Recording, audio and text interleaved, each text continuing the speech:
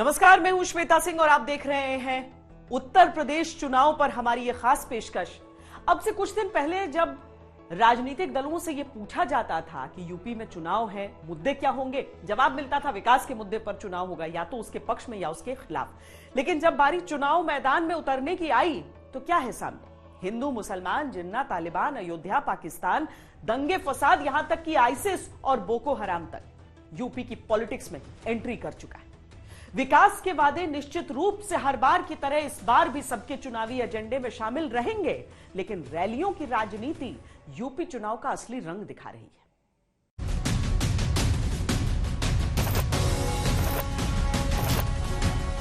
जिन्ना का वे लोग समर्थन करते हैं, हम सरदार पटेल का समर्थन करते हैं।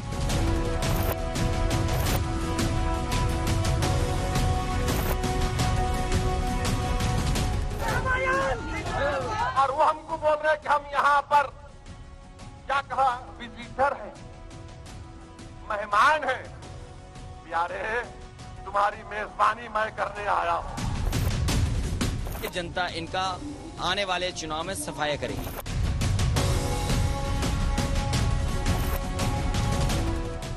यूपी के चुनाव हैं, इतनी गर्मी तो राजनीति को सहनी ही पड़ेगी। किसी अपराधी और माफिया ने किसी गरीब की संपत्ति पर जबरन करने का प्रयास किया तो हमने उसकी छाती पर बुलडोजर चलाने में भी कोई संकोच नहीं किया है। तेवर गर्म है। सरदार पटेल भारत के राष्ट्र नायक हैं और जिन्ना सदैव भारत के लिए खलनायक ही रहेंगे। जो लोग खलनायक का सम्मान कर रहे हैं, क्या आप उसका समर्थन करेंगे? ये हमारे बीजेपी वाले जानते ही नहीं है कि डायबिटीज में जैम नहीं खाया जाता है और बिना बटर के तो कुछ हो ही नहीं सकता। इसलिए बटर की मीनिंग भी आपको अगली बार बताएंगे। माहौल गर्म है। हिंदू हो तो हिंदुत्व की क्या जरूरत, ये नए नाम की क्या जरूरत? श्री राम का नारा लगाते हैं वो सब मुनि नहीं, वो निश्चय है। दिमाग गर्म है। उत्तर प्रदेश की जो कहते हैं ना दुखती रग क्या है, धर्म, हिंदू मुस्लिम, तो हर नेता उसी पे वार करता है चुनाव के समय। ध्रुवीकरण की राजनीति हो रही है। बिल्कुल हो रही है, हो रही है जी। चुनावी ताप में तप रहा है यूपी। बयान बता रहे हैं कि यूपी का चुनावी मूड क्या है।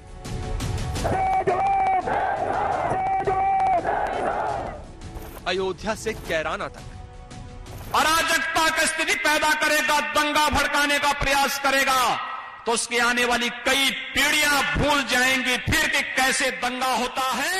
कोई रोक नहीं सकता, बदलाव होना तय है। और इस बार किसानों ने, गरीबों ने तय किया है कि इस भारतीय जनता पार्टी का सफाया करने का काम करेंगे। सावरकर से जिन्ना तक, हिंदुत्व से बोको हराम तक। राष्ट्रपिता महात्मा गांधी, जवाहरलाल नेहरू, जिन्ना एक ही संस्था में पढ़ करके गैर संबंध करते हैं। यही जिन्नावादी हैं जो राम भक्तों पर गोली चलाते हैं। मैं कह रहा हूं कि मैं धर्म का सम्मान कर रहा हूं, वो धर्म को अटैक कर रहे हैं। जो बीजेपी और आरएसएस जो सबक पढ़ाना चाहते हैं वो ना तो हिंदुत्व है ना हिंदुज्म। ये आप बात कर रहे हैं ये अनादि है, अनंत है। हिंदू तनमन, हिंदू जीवन, रग रग हिंदू। ओबीसी से मल्लाह तक। ये लोग उत्तर प्रदेश का भला नहीं करते। जात पात में बांटना, दंगे कराना, तुष्टीकरण करना और वोट बैंक की राजनीति को आगे बढ़ाना। अब्बा जान कहने वाले, अब्बा जान से चचा जान तक। चाचू जान बीजेपी का, अब्बा जान कहने वाले राशन हजम कर जाते थे। तब कुशीनगर का राशन नेपाल पहुंच जाता था, बांग्लादेश पहुंच जाता था। चाचू जान बीजेपी का ये परमानेंट चाचू जान है, फिर ये कहीं हो जाएगा। जहाँ जहाँ इलेक्शन जाते हैं उनको फायदा देने का काम करता है। ये वो मुद्दे हैं जो खुद यूपी की सियासत ने तैयार किए हैं और यूपी की जनता को इन्हीं मुद्दों के बीच से अपना नायक तय करना है। तो यही है विकास। देखिए जहाँ जहाँ रोडें नहीं थी सब जगह रोड वगैरह हो गई है। और हाँ ठीक है, थोड़ा सा बेरोजगारी इन लोगों के लिए मेन मुद्दा बना हुआ है। 5 साल में कोई कुछ नहीं कर सकता, थोड़ा समय लग जाता समझने के लिए। सबसे पहला मुद्दा तो मेरे लिए बेरोजगारी रहेगा। दूसरा, मैं किसान बैकग्राउंड से आता हूं, तो इसलिए किसान के लिए मैं बोलना चाहूंगा। मुद्दा तो विकास है हम लोग के लिए। पहले विकास के लिए खैर सरकार विकास कर ही रही है, आगे भी हम लोग चाहेंगे कि सरकार विकास के लिए थोड़ा सा और तत्पर रहे। मैं महंगाई को ही ध्यान में रखूंगी। महंगाई से मैं सबसे ज्यादा परेशान हूँ, तो महंगाई ही मुद्दा है मेरा। योगी आदित्यनाथ दोबारा जीतकर बीजेपी का पुराना इतिहास बदलने को व्याकुल है। अखिलेश यूपी जीतकर समाजवादी सियासत में नई जान फूंकने को बेताब है। मायावती को सत्ता में अपना रुआब वापस हासिल करना है। कांग्रेस को भी पता है कि अगर यूपी में अब की चमके तो आगे के रास्ते आसान होंगे। बीते 3 दशक में उत्तर प्रदेश की चुनावी राजनीति शुरू किसी भी मुद्दे के साथ हुई हो, लेकिन वोटिंग के अंतिम दिन तक आते आते वो सांप्रदायिक राजनीति में बदल ही जाती है। इस बीच ये जरूर हुआ कि यूपी में जातियों की राजनीति ने भी अपनी मजबूत जगह बनाई, लेकिन यूपी की सियासी फितरत देखिए कि मौजूदा दौर में जातियों की राजनीति भी सांप्रदायिक राजनीति को साधने का ही जरिया बन चुकी।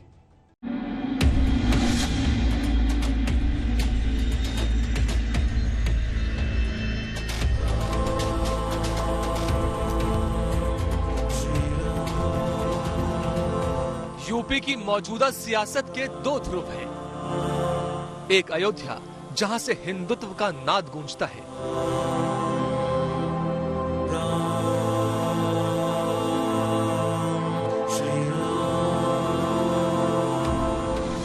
दूसरा कैराना, जहां से मुस्लिम सियासत के साथ दलित राजनीति का बेस तैयार होता है।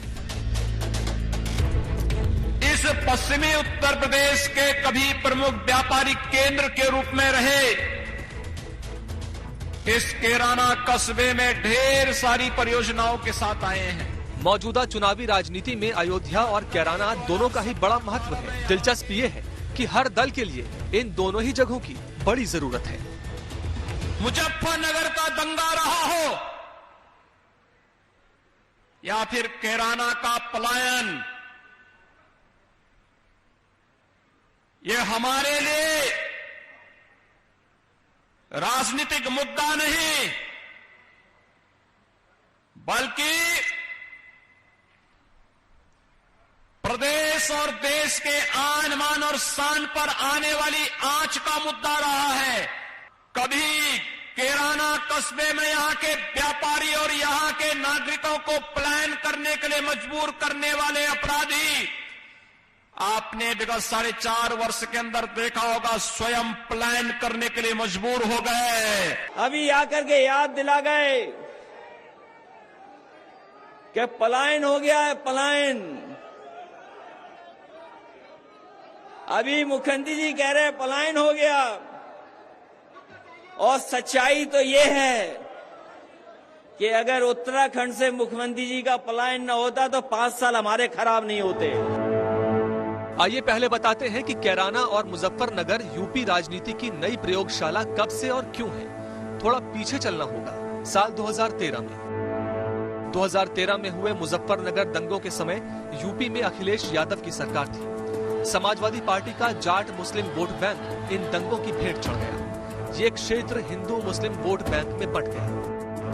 दंगाइयों को संदेश दिया, दंगा करोगे 7 पीढ़ियां भरते भरते भरपाई करते करते थक जाएंगी, कभी पूरा नहीं कर पाओगे, इसलिए दंगा करना भूल जाओ। आज किसी पे झूठे मुकदमे नहीं होते, आज विकास के कार्य होते हैं। कुछ समय बाद पश्चिमी उत्तर प्रदेश के शामली जिले के कैराना में बीजेपी ने मुस्लिम तुष्टीकरण का आरोप लगाते हुए क्षेत्र से हिंदुओं के पलायन का मुद्दा भी यूपी की राजनीति में जोड़ दिया। मुजफ्फरनगर और कैराना दोनों पश्चिमी उत्तर प्रदेश के हिस्से हैं। पश्चिमी उत्तर प्रदेश के 26 जिलों में 136 विधानसभा सीटें हैं। 2017 में बीजेपी को 43 से 44% वोट मिले थे। 2019 के लोकसभा चुनाव में बीजेपी को यूपी से 50% वोट मिले, लेकिन पश्चिमी उत्तर प्रदेश से 52% वोट हासिल हुए। बीजेपी को इन क्षेत्रों में मिली बम्पर विजय का मुख्य कारण माना गया कैराना में पलायन और मुजफ्फरनगर में दंगों का मुद्दा। कहीं माफिया दिखाई पड़ता है क्या? माफियाओं का सफाया हुआ है या नहीं हुआ है? ये जो पलायन कराने आए थे, योगी जी ने यूपी में उनका पलायन करा दिया है। यूपी को दंगा मुक्त प्रदेश बनाने का काम यूपी के मुख्यमंत्री श्री योगी आदित्यनाथ ने किया है। मौजूदा किसान आंदोलन भी इसी क्षेत्र को प्रभावित कर सकता है। इसीलिए बीजेपी ने किसान आंदोलन की काट और हिंदू मुस्लिम राजनीति के पुराने फॉर्मूले को नई धार देने के लिए कैराना और मुजफ्फरनगर को सबसे पहले चुना, क्योंकि किसान सिर्फ किसान नहीं, हिंदू मुस्लिम भी होते हैं और उनकी भी जातियां होती हैं। किसानों के लिए मोदी जी ने जो काम किया है वो 75 साल की आजादी में देश का कोई प्रधानमंत्री नहीं कर पाया। यूपी के अंदर 46 लाख किसानों का 36,000 करोड़ का ऋण माफ करने का काम यूपी सरकार ने किया। 435 लाख मैट्रिक टन धान और गेहूं और 80,000 करोड़ के धान और गेहूं खरीदने का काम ये भारतीय जनता पार्टी की योगी सरकार ने किया। पश्चिमी उत्तर प्रदेश इसलिए भी यूपी राजनीति की नई प्रयोगशाला है क्योंकि यहाँ दलित आबादी भी बहुत अधिक है और बीएसपी ने जब पूर्ण बहुमत की सरकार बनाई थी तब भी यहीं से जीत का रास्ता खुला था। लेकिन बात जब हिंदू मुस्लिम की होती है तब लड़ाई किसान, दलित, सवर्ण, ओबीसी की नहीं रह जाती। तब ये जंग पश्चिमी उत्तर प्रदेश के 32% मुसलमान बनाम 18% दलित, 30% ओबीसी और 12% जाट की हो जाती है।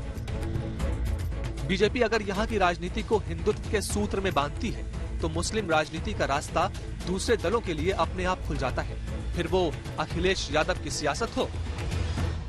ये कारोबार की बात इसलिए नहीं करते हैं क्योंकि कारोबार से हम और आप जुड़ जाते हैं। अगर कोई कारोबार होता है तो कोई एक जाति एक धर्म करती है, उससे जुड़ते सभी लोग हैं। कारोबार जोड़ता है हमें। ये कारोबार की इसीलिए बात नहीं कर रहे हैं। ये नफरत फैलाने वाले लोग हैं, ये लोगों के बीच में दूरियां पैदा करते हैं, ये खाई पैदा करने वाले लोग हैं। इसलिए आने वाले समय में इस चुनाव में जो होने जा रहा है उसमें जवाब देना और भारतीय जनता पार्टी का सफाया करके दिखाना। या किसान रैली में दिखी राष्ट्रीय लोकदल की वो तस्वीर जब किसान आंदोलन के मंच पर राष्ट्रीय लोकदल अध्यक्ष जयंत चौधरी ने मुजफ्फरनगर दंगों के दौरान चर्चा में रहे गुलाम ज्वाला के पैर छुए। राजनीति है, सब कुछ करना होता है। बीजेपी को जातिबोध से मुक्त एक मुश्त हिंदू चाहिए। समाजवादी पार्टी को जातिगत समीकरण में फिट हिंदू और ज्यादा से ज्यादा मुसलमान चाहिए। मायावती और कांग्रेस को हिंदू मुसलमान दोनों बड़ी संख्या में चाहिए। यूपी की आबो हवा में अपनी पतंग उड़ाने की नीयत से डटे तो वैसे भी हैं। यूपी के सारे मुसलमानों के साथ अगर कुछ हिंदू भी साथ आ जाए तो उनकी बात बन जाए। लेकिन सबके केंद्र में अयोध्या भी है और जब उल्लेख अयोध्या का होता है तो बात अपने आप हिंदुत्व और मुस्लिम तुष्टीकरण तक आ ही जाती है। कम्युनिस्ट हो और फिर आप कहते हो कि आप कम्युनिस्ट विद चाइनीज कैरेक्टरिस्टिक्स हो, तो आप मुझे ये बता दो आप कम्युनिस्ट हो या आपके पास चाइनीज कैरेक्टरिस्टिक्स हैं? दोनों तो हो नहीं सकते। यहाँ पर पहले जातिवाद, परिवारवाद और तुष्टीकरण का राज चलता था, सबको न्याय नहीं मिलता था। आज योगी जी ने यहाँ पर जातिवाद, परिवारवाद और तुष्टीकरण पर पूर्ण विराम करने का काम कर। 500 साल के मुगलों और मुसलमानों के राज में हिंदू धर्म को कुछ नहीं बिगड़ा, कोई खतरा नहीं हुआ। ईसाइयों के राज 150 साल के राज में हमारा कुछ नहीं बिगड़ा, तो अब हिंदू धर्म को खतरा किस बात का है? जो लोग इस तरह के कम्युनल टिफिन में सेकुलर टॉफी का टशन करके और अपनी सियासी सीढ़ियां चढ़ते रहे, वो दिन लद गए। अब एंटी हिंदुत्व के मंत्र ने कांग्रेस को छू मंत्र जो किया है वो और बची कुछ जो कुछ है वो भी जाएगी।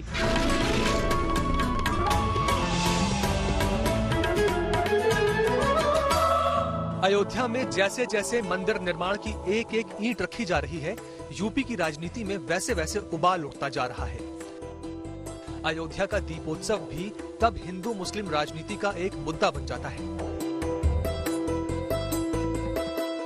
अयोध्या में भगवान राम के भव्य मंदिर के निर्माण के मार्ग में अब कोई बाधा नहीं, दुनिया की कोई ताकत अयोध्या में 2023 तक भगवान राम के भव्य मंदिर के निर्माण को रोक नहीं सकती है। पहले भाइयों बहनों, प्रदेश का ये पैसा कब्रिस्तान की बाउंड्री पर खर्च होता था, आज मंदिरों के पुनर्निर्माण और सुंदरीकरण पर खर्च हो रहा है। किसान संकट में जा रहा है और भारत का, देश का किसान अगर संकट में होगा तो हमारी अर्थव्यवस्था कहाँ होगी। श्री राम के मंदिर को लेकर अपनी अपनी व्याख्या है, क्योंकि अपना अपना वोट बैंक भी है। इस सब के बीच अयोध्या का विकास भी तब इसी सांप्रदायिक राजनीति का हिस्सा बन जाता है। कार सेवकों को या राम भक्तों को आप राक्षस बताते हैं, तो आखिर आप क्यों ये सब गाली गलौज कर रहे हैं? आपको क्या नफरत है हिंदुस्तान के लोगों से या प्रभु श्री राम से या उनके भक्तों से? अयोध्या का राजनीतिक महत्व जितना योगी आदित्यनाथ को पता है, उतना ही अखिलेश यादव को और असदुद्दीन ओवैसी को भी। ओवैसी जब यूपी में अपने चुनावी अभियान की शुरुआत अयोध्या को फैजाबाद बोलकर करते हैं, तो वो मुस्लिम राजनीति का नया चैप्टर अयोध्या की धरती से खोलने की कोशिश करते नजर आते हैं। बोलना शुरू कर दिए कि ओवैसी अयोध्या को नहीं जा रहे हैं, ओवैसी अयोध्या का नाम नहीं लेते हैं। मैंने कहा भाई साहब, अयोध्या भी भारत में है, फैजाबाद भी भारत में है और ओवैसी भी भारत में है। इतना चिढ़ अयोध्या से क्यों है? आप फैजाबाद क्यों कर रहे हो भाई? जब सरकारी अभिलेख में अयोध्या जिले का नाम दर्ज हो गया, तब आपके पोस्टर पर क्यों फटा फैजाबाद का नाम? अभी हैदराबाद जाएंगे तो फिर वहाँ हिंदुओं के खिलाफ बोलेंगे और एक हिंदू और मुस्लिम के बीच में खाई पैदा करने की कोशिश कर रहे हैं। तो एक तो ये बता दें कि आखिर उत्तर प्रदेश में किन सीटों पे चुनाव वो लड़ना चाहते हैं। ओवैसी इस उम्मीद में है कि बीजेपी के प्रचंड हिंदुत्व के काउंटर के तौर पर और समाजवादी पार्टी के असमंजस के चलते उन्हें मुस्लिम वोट बैंक की एक मुश्त मुराद मिल सकती है। अरे आरएसएस वालों, तुम ये तो बता दो कि तुम्हारा क्या रोल रहा भारत की जंग आजादी में?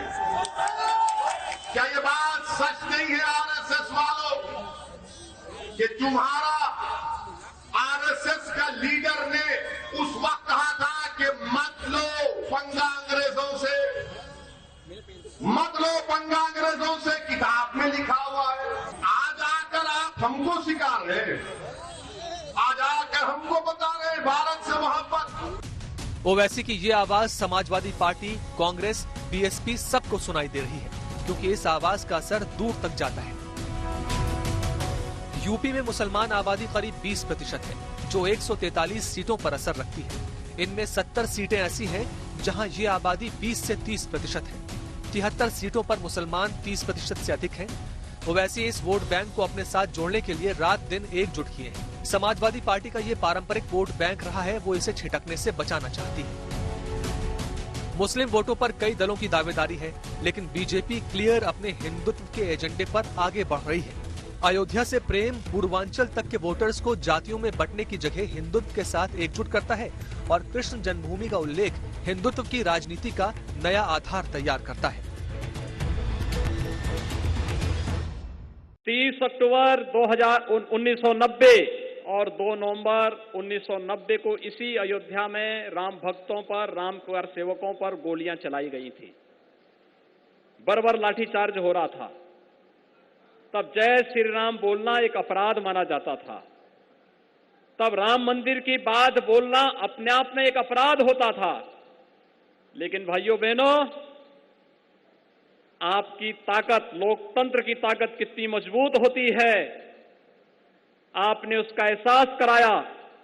और उस ताकत का एहसास है जो कल तक राम भक्तों पर आज से 31 वर्ष पहले गोलियां चला रहे थे, आज वो आपकी ताकत के सामने झुके हैं। अब लगता है कि अगर कुछ और वर्ष आप इसी प्रकार से ले चले तो अगली कार सेवा के लिए वे और उनकी पूरी खानदान लाइन पर खड़े होते हुए दिखाई देंगे।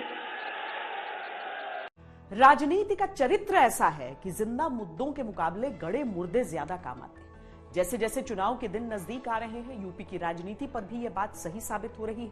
राजनीतिक सहूलियत के हिसाब से कभी सदियों की आस्था तो कभी प्राचीन इतिहास निशाने पर। मकसद है हंगामा खड़ा करना, सूरत बदले या न बदले। राम का नारा लगाते हैं वो सब मुनि नहीं, वो निश्चय है। राम राज्य में नफरत। पता है कि इस बात से विवाद होगा, लेकिन वोटों की राजनीति सच्ची है तो विवाद अच्छा है। प्रभु राम जी को ये नहीं समझ सकते, हमारे सनातन धर्म को नहीं समझ सकते, ये हमारी सनातन संस्कृति को क्या समझेंगे। इसलिए इनको प्रभु क्षमा करेंगे। हम लोग हिंदू जो हैं वो कभी भी इनको क्षमा नहीं करेंगे, क्योंकि प्रभु राम जी तो क्षमा करते हैं पर हनुमान जी क्षमा नहीं करते। जो लोग राम मंदिर को कह रहे थे कि राम जो है काल्पनिक है, जो कह रहे थे राम सेतु बंद रामेश्वरम काल्पनिक है, वो राम भक्त तो नहीं हो सकते। हो सकता 19 तरफ इनका इशारा हो। चुनावी मौसम है तो विवादों की बयार चलनी ही है, लेकिन उस बयार में विकास चर्चा नहीं पाता, बल्कि हिंदुत्व और तालिबान, आईसिस जैसे गैर जरूरी मुद्दे जगह पाते हैं। एक किताब की विवादित परिभाषा यूपी की राजनीति को भगवा वर्सेस हरे की सियासत में बदल देती है। सवाल यही उठता है कि ऐसे विवादों की टाइमिंग चुनावी क्यों होती है।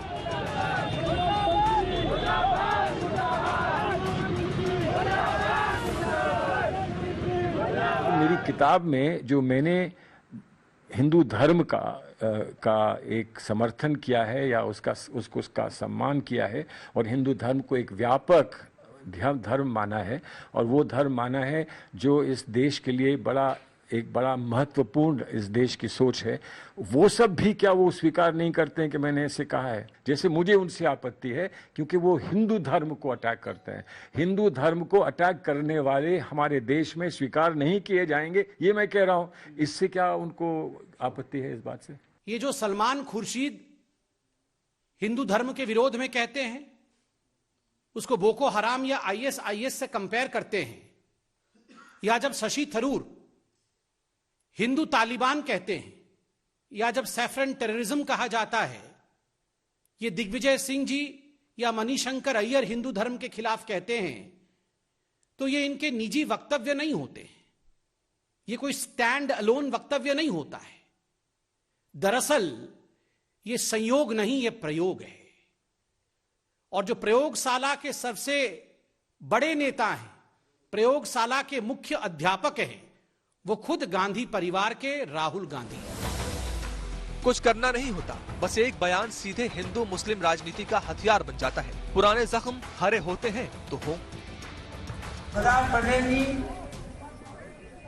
राष्ट्रपिता महात्मा गांधी, जवाहरलाल नेहरू, जिन्ना एक ही संस्था में पढ़ करके बैरिस्टर बन करके आए थे, एक ही जगह पर पढ़ाई लिखाई की उन्होंने, वो बैरिस्टर बने, उन्होंने आजादी दिलाई। जो लोग खलनायक का सम्मान कर रहे हैं, क्या आप उसका समर्थन करेंगे? क्या जनता को बताएंगे?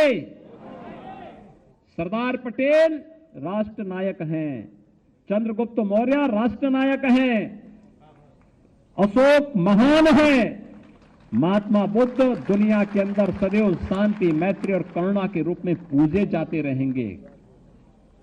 लेकिन जो लोग आज जिन्ना का समर्थन कर रहे हैं, एक प्रकार से तालिबान का समर्थन भी कर रहे हैं। जिन्ना का जिक्र चुनावी राजनीति का फैशन है। बहस होती है, मजहबी और राष्ट्रवादी विमर्श की जमीन तैयार होती है, बंटवारे की टीस उभरती है। पुराने इतिहास की व्याख्या अपनी राजनीतिक जरूरत के हिसाब से करने पर कुछ वोट भी सत्य होंगे, क्योंकि राजनीति तो पक्का सद ही जाती है। आप इतिहास के पन्नों को कुछ अक्षरों से रंग करके बदसूरत बनाने का पाप कर सकते हैं, लेकिन जो स्मारक हैं, जो भूगोल है, वह चिल्ला चिल्ला करके उन गाथाओं को गाता है। लोक गाथाएं चिल्ला चिल्ला करके उस महापुरुष की गाथाओं को गाती हैं। और वीर सावरकर की बात को माना होता, ये देश कभी विभाजित नहीं होता। विघटन की त्रासदी को इस देश को नहीं झेलना पड़ता। यह देश कभी भी आतंकवाद, उग्रवाद और उग्रवाद की चपेट में नहीं आता। जाति, मत, मजहब और क्षेत्र और भाषा के आधार पर विभाजन की दरारें आजादी के बाद जिस तेजी के साथ भारत के अंदर पनपी थी, अगर आजाद भारत ने तत्काल वीर सावरकर को उनके व्यक्तित्व और उनके कृतित्व के अनुरूप सम्मान देने का प्रयास किया होता, तो संभवतः इस त्रासदी से इस देश को एक लंबे समय तक नहीं जूझना पड़ता। सावरकर से शुरू हुई राजनीति यूपी में जिन्ना प्रकरण के बाद इंटरवल तक आ चुकी है। क्लाइमैक्स से ठीक पहले कांग्रेस नेता सलमान खुर्शीद की किताब ने चुनावी कहानी को ट्विस्ट दे दिया है। हालांकि ये सारे विवाद बीजेपी की राजनीति के लिहाज से उनके अनुकूल हैं, लेकिन यह भी सच है कि पिक्चर तो अभी बाकी है। उत्तर प्रदेश की राजनीति ने 90 के दशक से बदलना शुरू किया था। मंदिर मस्जिद की राजनीति चरम पर थी। बीजेपी सत्ता के लिए संघर्ष के रास्ते पर थी, जबकि सेक्युलर राजनीति के पैरोकार मजबूत स्थिति में थे। तब तुष्टीकरण के आरोप यूपी राजनीति का प्रमुख हथियार थे। 2022 का विधानसभा चुनाव आते आते फिर से यूपी की राजनीति बड़े परिवर्तन की गवाह बन रही है। बीजेपी यूपी की सत्ता पर काबिज है। तुष्टीकरण के आरोप अब भी यूपी की राजनीति की पहली सच्चाई हैं, लेकिन इन आरोपों की दिशा अब पूरी तरह बदल चुकी है।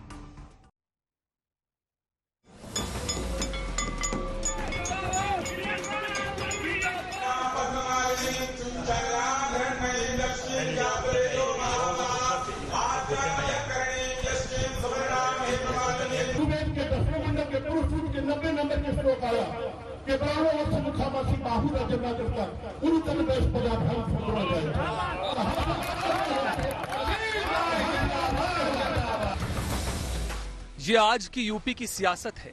कभी वो दौर भी देखा है इसी यूपी ने जब अल्पसंख्यकों की राजनीति मुख्य धारा में थी। अब आज के झंडे बैनर देखिए। यह विश्वविद्यालय जो आज यहाँ पर जिसकी आधारशिला रखी जा रही है, बयानों का लहजा देखिए। यह विश्वविद्यालय आजमगढ़ को सचमुच आर्यमगढ़ बना ही देगा, इसमें अब कोई संदेह होना ही नहीं चाहिए। नेताओं की स्थिति देखिए। चुनावी जंग से मौलानाओं और उलेमाओं के समर्थन लगभग गायब है। मंदिरों पुजारियों के बीच सियासत की सुई घूम रही है। यूपी में राजनीतिक भाग्य आजमाने के लिए आम आदमी पार्टी भी मंदिर की राजनीति से शुभारंभ कर रही है।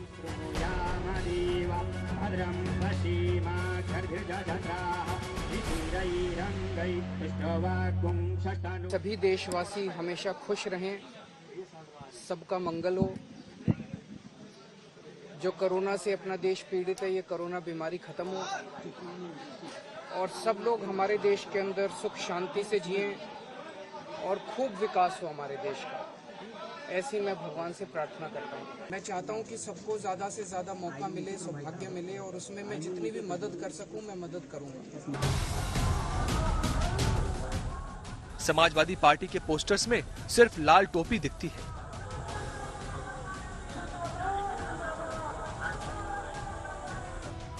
कांग्रेस के मंच से ये भी देख लीजिए। चाहे वो हिंदू हो, मुसलमान हो, सिख हो, बौद्ध हो, ईसाई हो, सिर्फ एक बात उसके से है कि मुझे महंगाई से मारा जा रहा है, मेरी रोजी रोटी छीनी जा रही है, मैं कमा नहीं पा रहा हूँ, मैं खा नहीं पा रहा हूँ। बीएसपी के नारों में राम नाम की गूंज सुनाई देती है। जिंदाबाद जिंदाबाद जिंदाबाद जिंदाबाद जिंदाबाद जिंदाबाद। बीजेपी इस बदलाव में अपनी नैतिक जीत ढूंढ लेती है।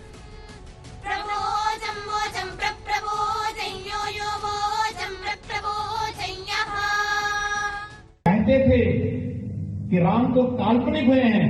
कल मैं सुन रहा था उनके बयानों को, अब वो कहने लगे राम तो सबके हैं। ये है परिवर्तन। जो राम भक्तों पे गोली चलाते थे और कहते थे राम का तो अस्तित्व ही नहीं, आज उनको भी राम भक्तों की ताकत का एहसास हो गया है। अब ये भी कह रहे हैं कि राम तो सबके हैं। तो यही तो हम पहले कहते थे, कार सेवा के समय हम यही तो कहते थे कि राम तो सबके हैं। हवा बदल चुकी है। जिस तरह 2014 और 2019 में बीजेपी हिंदुत्व के रथ पर सवार होकर केंद्र में प्रचंड बहुमत से लौटी, जिसमें उत्तर प्रदेश ने बड़ी भूमिका निभाई। जिस तरह 2017 में हिंदुत्व की राजनीति के सामने अन्य दलों के सारे समीकरण धरे रह गए, 2022 के चुनावों से पहले बीजेपी जिस तरह काशी, मथुरा और अयोध्या को केंद्र में रखकर चल रही है, उससे विपक्ष के पास हिंदुत्व की राजनीति को पूरी तरह नकारने का स्कोप कम रह जाता है। ऐसा नहीं है कि 2017 से पहले यूपी के लिए योजनाएं नहीं आती थी, पैसा नहीं भेजा जाता था। तब भी 2014 में हमें सेवा करने का मौका मिला, तब भी दिल्ली से इतने ही तेज प्रयास होते थे, लेकिन तब लखनऊ में उनमें रोड़ा लग जाता था। दूसरी बात यह भी है कि बीजेपी की मंदिर राजनीति के विरोध में जो राजनीतिक दल दशकों से थे, वो हिंदू वोटर्स के बीच ये संदेश देना चाहते हैं कि वो बीजेपी की विचारधारा के विरोधी हैं, मंदिर विरोधी नहीं। बीजेपी हिंदुत्व की बात करती है,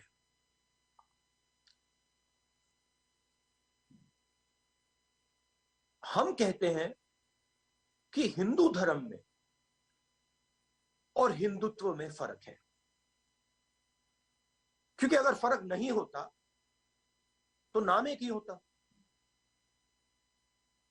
हिंदुत्व को हिंदू की जरूरत नहीं होती या हिंदुत्व की जरूरत नहीं होती। जिसके लिए सब कुछ केवल वोट ही हो, देश सेकेंडरी हो, उसे क्या करना। खतरा केवल है तो उस मानसिकता को है, उस कुंठित सोची समझी विचारधारा को है जो देश में फूट डालो राज करो की ब्रिटिश हुकूमत की जो उस विचारधारा थी, उसको प्रतिपादित कर अपने आप को कुर्सी पर बैठाने का उनका जो संकल्प है, केवल खतरा उनको है, समाज को और हिंदू धर्म को खतरा नहीं। राशिद अल्वी जो है वो बार बार कह रहे हैं, उनका बयान जो है हो, और चाहे वह खुर्शीद सलमान खुर्शीद हो या सब बौखलाए हुए हैं, और कांग्रेस जो नकली हिंदू का आचरण कर रही है वो बताए कि इन दोनों के खिलाफ कार्रवाई क्यों नहीं किया है, इसका जवाब उन्हें देना पड़ेगा। ओवैसी की राजनीति उत्तर प्रदेश में 55 साल पुराने फॉर्मूले को आजमाना चाहती है। आजादी के बाद यूपी में मुस्लिम राजनीति का कोई बड़ा आधार नहीं था। मुसलमान वोटर सत्ता में अपनी भागीदारी को लेकर मायूस थे। कमोबेश वही स्थिति आज भी बन रही है। तब लखनऊ के टीबी रोग विशेषज्ञ डॉक्टर अब्दुल जलील फरीदी ने मुस्लिम मजलिस पार्टी बनाई थी और 1967 में चौधरी चरण सिंह के नेतृत्व वाले लोकदल के साथ मिलकर चुनाव लड़ा। तब मजलिस को 12 सीटें मिली। यूपी की पहली गैर कांग्रेसी सरकार में मजलिस की भूमिका रही। जिंदाबाद के नारे आपसे मनवाने के लिए नहीं आया हूं, क्योंकि आप जिंदा है, मैं जिंदा हूं, रसूल अल्लाह की उम्मत है, जिंदा रहने वाले। आप अपनी क़यादत को बनाइए। ये जुल्म की अंधेरी रात बड़ी लंबी रहने वाली है। यकीनन इस अंधेरे का खात्मा उस वक्त होगा जब तुम अपने मुकद्दर के फैसले करोगे। मौजूदा दौर में जब मुस्लिम राजनीति फिर से नेतृत्व की तलाश में दिख रही है, तो ओवैसी उसे अपने झंडे तले लाने की कोशिशों में जुटे हैं। मुस्लिम वोटर आजादी के बाद कांग्रेस के साथ मुख्य रूप से जुड़े थे, लेकिन अयोध्या विवाद के चलते वो कांग्रेस से हट गए और समाजवादी पार्टी से जुड़ गए। कांग्रेस इसी के साथ यूपी में जनाधार खोती चली गई। बीजेपी एसपी की टक्कर में कांग्रेस अपनी स्थिति मजबूत करना चाहती है। उसे हिंदू भी चाहिए, मुसलमान भी चाहिए। इसीलिए कभी हिंदू कार्ड सामने है तो कभी मुस्लिम card.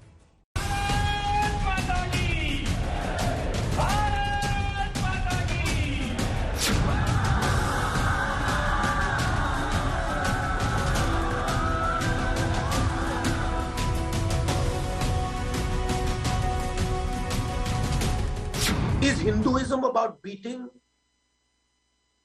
a Sikh or a Muslim? Hindutva, of course, is. But is Hinduism about killing a cloud? In which book is this written? I have not seen it.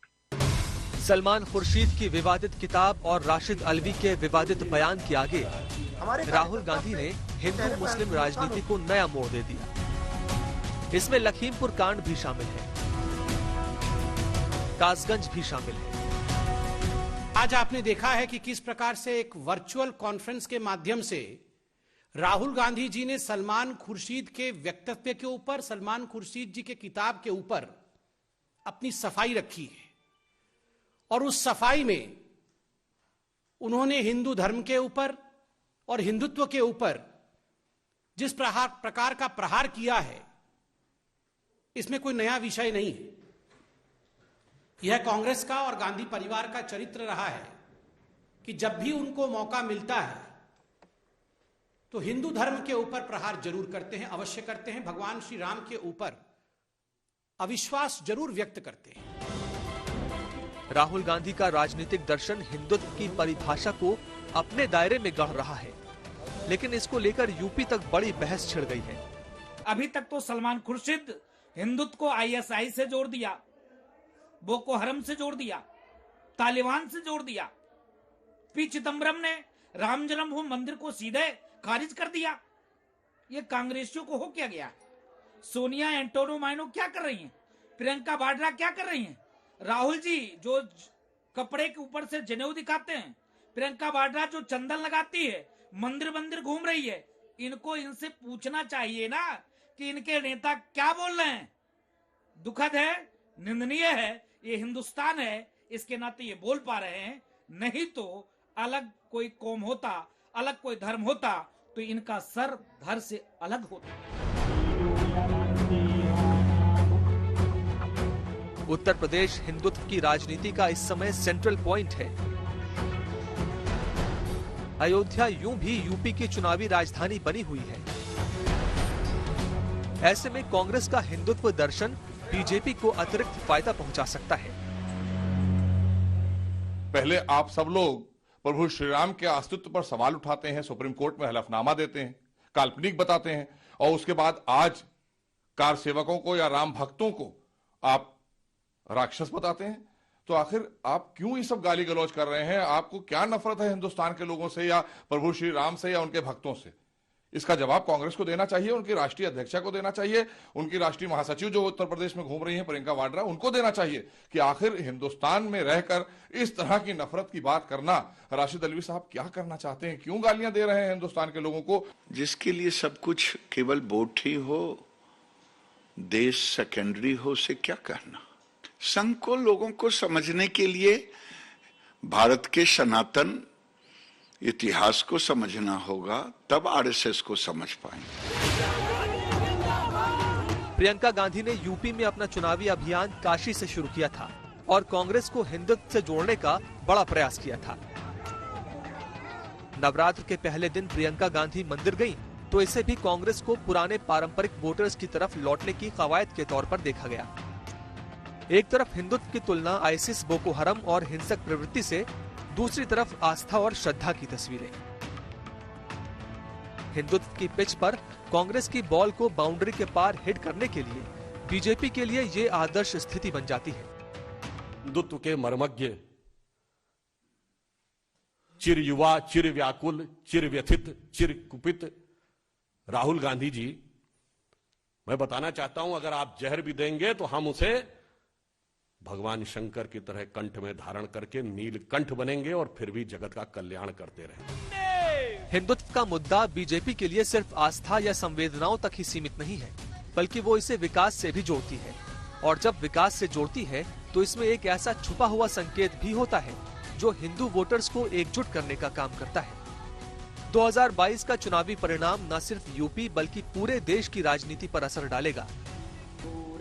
लिहाजा आम आदमी party, Congress, SP, BSP, Owaisi सबके लिए ये चुनाव vote bank के लिहाज से महत्वपूर्ण है, ताकि 2024 के आम चुनावों तक यूपी में आधार मजबूत हो जाए।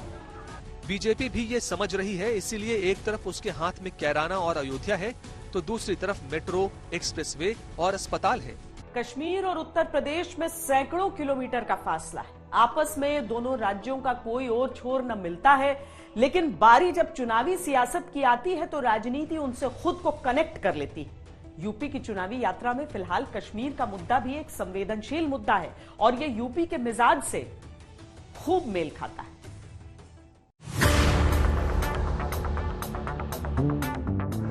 जमीन यूपी की, मुख्यमंत्री यूपी के, लेकिन राजनीतिक मुद्दों में चर्चा कश्मीर की। किसी को लग सकता है कि यूपी में कश्मीर के मुद्दे का क्या अर्थ हो सकता है, तो जवाब यह है कि जाति, धर्म, स्थानीय, राष्ट्रीय मुद्दों से अलग एक मुद्दा राष्ट्रवाद का भी होता है और वो किसी अन्य मुद्दे के मुकाबले ज्यादा बड़ा मुद्दा होता है।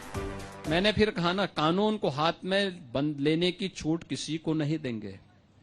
अगर हिंदुस्तान में रहेंगे तो हिंदुस्तान के प्रति उन्हें नतमस्तक भी होना पड़ेगा। हिंदुस्तान के प्रति उन्हें हर हाल में अपने सम्मान को व्यक्त भी करना पड़ेगा। मैच होते हैं, हार जीत होती है किसी भी मैच में, लेकिन अगर दुश्मन देश के प्रति समर्थन व्यक्त करोगे तो उसी कठोरता के साथ कुचल दे जाओगे जिस के हकदार बनोगे। और हम अराजकता और अव्यवस्था फैलाने की छूट किसी को भी नहीं देंगे कि भारत में रह करके भारत की धरती का अन्न खा करके और पाकिस्तान का गुण गाओगे तो फिर उसी लायक बना देंगे फिर जिस लायक भारतीय सेना उन लोगों को बनाती है। कश्मीर में धारा 370 हटने के बाद लाल चौक पर जन्माष्टमी का भव्य जुलूस निकला।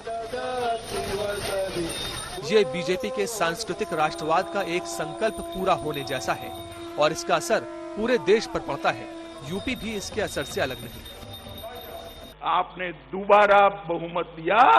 5 अगस्त 2019 को मोदी जी ने धारा 370 को समाप्त और हमेशा के लिए कश्मीर को भारत माता का अभिन्न अंग बनाने का काम नरेंद्र मोदी जी ने किया। अभी रैलियों के और दौर शुरू होने हैं। अभी सियासत के कई कार्ड चले जाने बाकी हैं। देश में मौसम चाहे कितने भी रंग बदले, इतना तय है कि यूपी में नई सरकार बनने तक प्रचंड सियासी गर्मी रहनी है। अभी के लिए इतना ही। देश और दुनिया की बाकी खबरों के लिए देखते रहिए आज तक।